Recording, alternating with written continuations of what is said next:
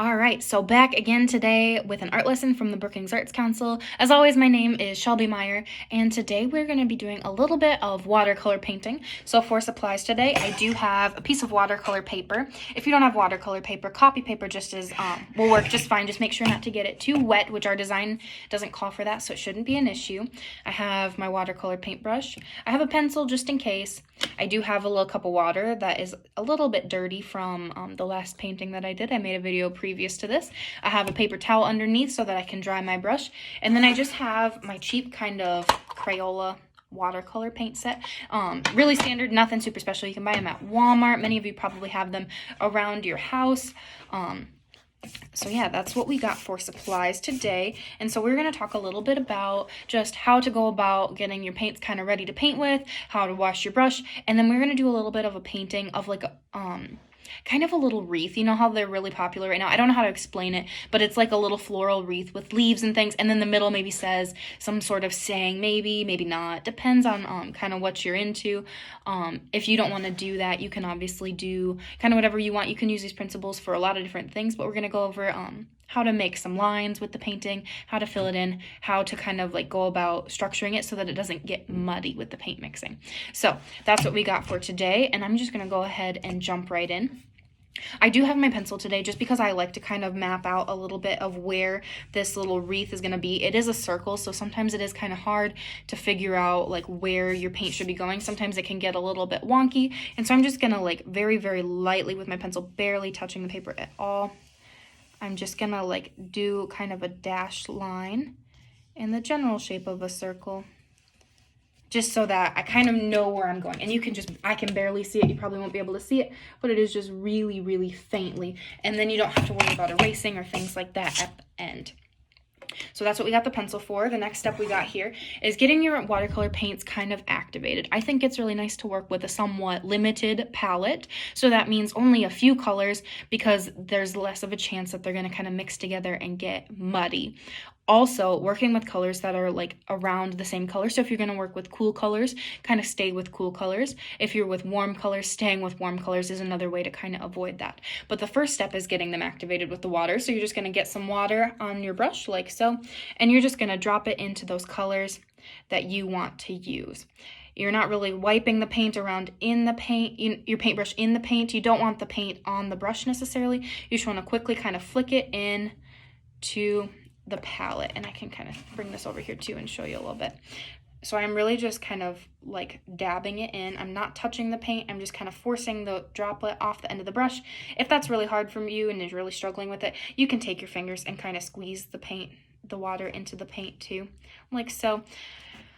Whichever is easiest for you, but just kind of getting them ready to be used. You don't want to mix colors together, things like that, because they get muddy really fast, especially with watercolors. All right, and so you're going to pick your first kind of color here, and you're going to kind of dry your brush off because you don't need it to be super wet. The water in the paint should be enough that you don't really need to use a lot from your cup. So the first color I'm going to start with is probably going to be, I don't know. I want to do green last because of their leaves, and you can kind of use those as fillers a little bit more than the rest. So I think I'm going to use cool colors today, and so I'm just going to go in with this kind of blue here, and this is when you can kind of swirl that paint around, the water around in that paint to kind of activate it a little bit more. It should kind of show up on your brush like so. It should be really kind of potent because it's not really watered down, just enough that you can use it. And I'm going to do some flowers, and so for flowers, a lot of it is going to be not having too much paint on your brush, so it shouldn't be like dripping off. It should be nice and concise, like held within the brush there. And I'm going to just draw some flowers. And so these first ones here are really just kind of a collection of circles, usually 5 around. So that's what I did. I kind of drew them a little bit first, and you can kind of blot that paint in, maybe not completely, but just enough that there's some color in there. Like so. I still have some white area. You can add a little bit of water at the end to all of these, and it'll make them kind of fill in. So I'm just going to use a little bit of water on my brush, and I'm going to dab those white areas, and it'll really kind of fill them in. so that your flower is completely full. I also don't think that there's anything wrong with having flowers that have some white areas. I think it allows your design to breathe a little bit and not be so kind of like packed in. It doesn't feel so crowded. It feels a little bit more airy, a little bit more natural. And so the next one I'm going to do, I'm just going to keep doing that same flower with that color. And so again, just a collection of kind of circles and then just filling them in. So right now we're kind of working on like controlling the brush, controlling and kind of having some line work in there. And that, we don't want it to be too much because it can very easily become really kind of runny, which we don't want because then it will get almost kind of muddy if it mixes with other colors. So I got some flowers. I'm just going to do a couple more. And then we'll move on to a different kind of flower here. Or maybe some leaves. That sounds good too. And so the thing with watercolor is if you're using the paint and you're not watering it down any further, it will be a pretty bright, kind of vibrant blue in this case. If you add water, it makes it lighter because it's kind of distilling it a little bit. It's kind of making it more see-through is what you're doing. And so instead of adding white, you can actually just add a little bit more water to things sometimes to make them lighter or less bright. Also, I think with these wreaths too, it's really somewhat nice to have a different variety of sizes within your flowers and leaves. It kind of gets a little crowded, like I said, if you don't leave white space, but also if they're all just kind of the same size, you don't really know where to look, things like that. And so I'm going to have at least a couple that are just a little bit bigger than the rest. All right, and I think maybe one more, and then I'll move on to how to do some leaves. And then I'll finish on my own and I'll post a picture of my kind of final little wreath as it is. I have to wait for it to dry before I can photograph. And you don't want to sit and watch me paint for 20 minutes today. So I got our flowers. I'll hold that up and show you what we got with just the blue. So this is what I got. I have one that's pretty big. I have some little ones and then some medium ones, evenly kind of distributed around in that circle there that we're going to do.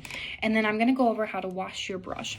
And so washing your brush, I kind of put it in there already so it's not super dirty, but you should be able to just dance it on the bottom of your cup. And all of that paint should come out, kind of scribble it around, dance it up and down, poke that bottom, and then it should be all done when you can kind of dry your brush off on the side of the cup like so. And when you put your brush back on that newspaper to dry it, it shouldn't have any blue left in it or any of whatever color that you're using left on it. Okay, so then this next step here, we're going to go over some leaves. And so I got my green, it's all ready to go. And the first side of my leaf is just kind of like a really kind of long skinny S. So you got one kind of line, this will be the point up here. And then you're just going to do the exact same on the other side. So similar like so. So that's a little leaf for you. You can fill them in. Maybe you only fill half of it in. Maybe you leave some white space. I'm a big fan of that. Also, when these are dry, it's really kind of fun to go over some of our lines with a pen and kind of change a little bit of those lines. Maybe make them a little bit more clear if they got a little bit muddy. All right, so again, just that first line there. I did another leaf too while it was there. And I'm just going to have that other line match on the other side.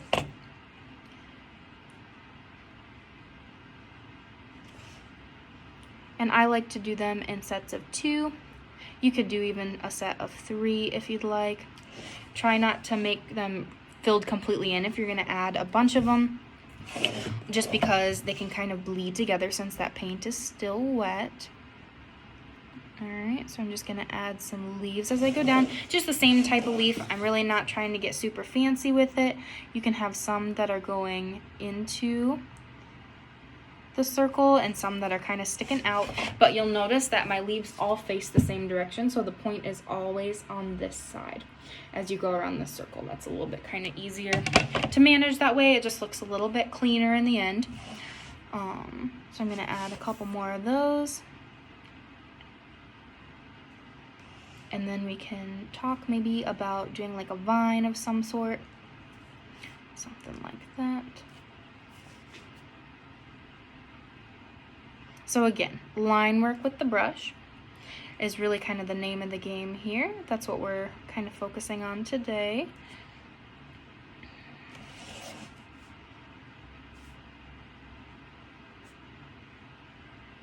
And again, scale is what I'm gonna say is really kind of important with this. You don't want them all to be the same size. Some bigger, some smaller, things like that. Make this kind of a little bit more interesting, not so boring. Makes people want to look at it a little bit longer and figure out what's going on in there. All right, so this is what you got for leaves going. There's a couple more up here than the others, but that's okay. And down here, I'm actually gonna do kind of a strand of them. So like, I don't know what they're like, eucalyptus leaves. And so I'm gonna start with a line. And that line, I'm just gonna do leaves on either side. So that's my line, and I'm gonna alternate on either side doing leaves on either side, like a vine or a eucalyptus leaf. And those ones, I'm just gonna do like almost circle. You don't want them to sit directly on the branch or on that vine necessarily. So I'm doing them a little bit off so that they don't get smushed. They stay kind of circular.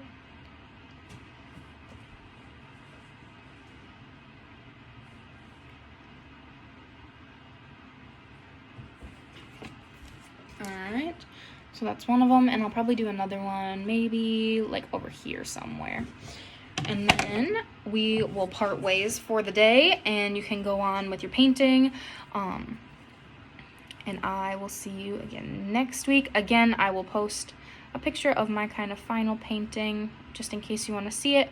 Also a supply list and a little general kind of overview of what the project was, in case you didn't want to watch the video, but if you've made it this far, I'm guessing you did. But yeah, that's what I got for you today. So watercolor, kind of controlling the line work and getting things activated, the paint activated, washing your brush, things like that. So just really kind of a basic understanding of watercolor. So as I said, that's what I got for today, and I'll see you again next week. I hope you enjoyed and finish this out. Use more colors, use it as fun and vibrant as you'd wish. I'd love to see them. You can always reach out to the Brookings Arts Council through either our Facebook or our website/email. But yeah, like I said, that's all I got for today. So it was good to see you. I hope you had fun, and I'll see you next week.